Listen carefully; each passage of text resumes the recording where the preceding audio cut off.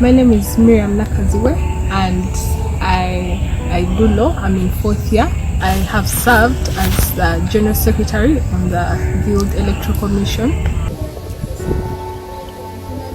My name is Bob Tuhimbisiwe, the outgoing 24th Guild Electoral Commission Chairperson. Thank you so much. The news of the petition evoked mixed reactions amongst the students' fraternity.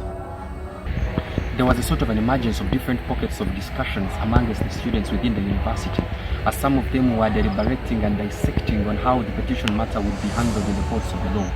I mean, they themselves were not the people that were going to officiate the ruling, but they had the freedom, to talk about that matter. But most of them were too cautious because none of us knew what the outcome would be.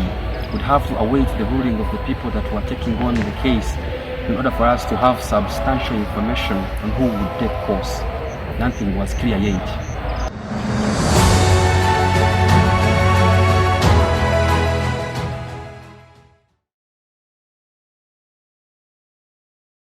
There is a right procedure to follow for you to enforce your right. If you have been a candidate in an election and you have lost, but you feel that loss is not out of good hands, the loss has come as a way of negligence of a certain party, say the electoral commission.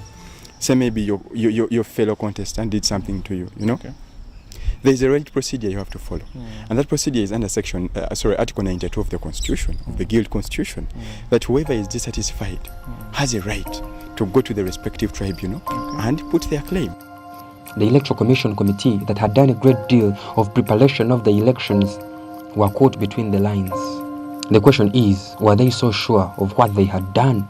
I, being part of the Electoral Commission, I was there to witness the whole process, and I don't think anything was done behind our backs. So we were very confident in our job. We were very sure what we were doing because we tested the system and it was proved. What we had done was that, we had been realistic enough and we didn't play any dirty games. And if they had done a great deal of good and noble work, was it to say that it was impossible for any technical glitch to manifest in the system? No way, surely no way. With the system, actually we worked together with MIS. We had very long hours we spent in MIS trying to verify that system and all that. So it was very sure that for us, whatever result will come out, it would be true because we trusted the system very much. And the fact that they came up with emails on the voting day, so that you had to receive a code before voting, that alone showed that. So I believe everything was free and fair, just like the judgment has come out. Let's head back to the central question. Why the petition? It's a constitutional provision that when you are not satisfied with the results, you can proceed and file your case to court. You can petition. But yeah, he petitioned. He had the grounds for petitioning, and that's why he was inspired to go and petition.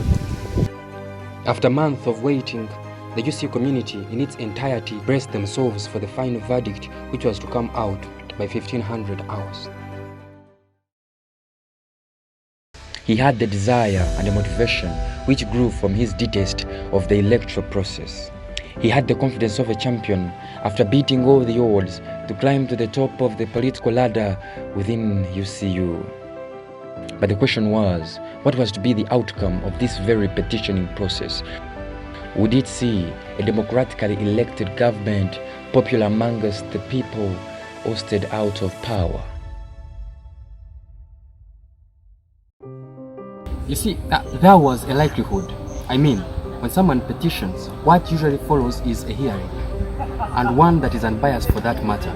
So who amongst the people that were speculating knew what the outcome of that very hearing would be? It would take sufficient patience for us to await the ruling of the hearing in order for us to know who has won. So it was still undecided, it was still contested. It was the ruling that was to give us a picture of who would go out of that hearing as the sole winner, as the sole winner.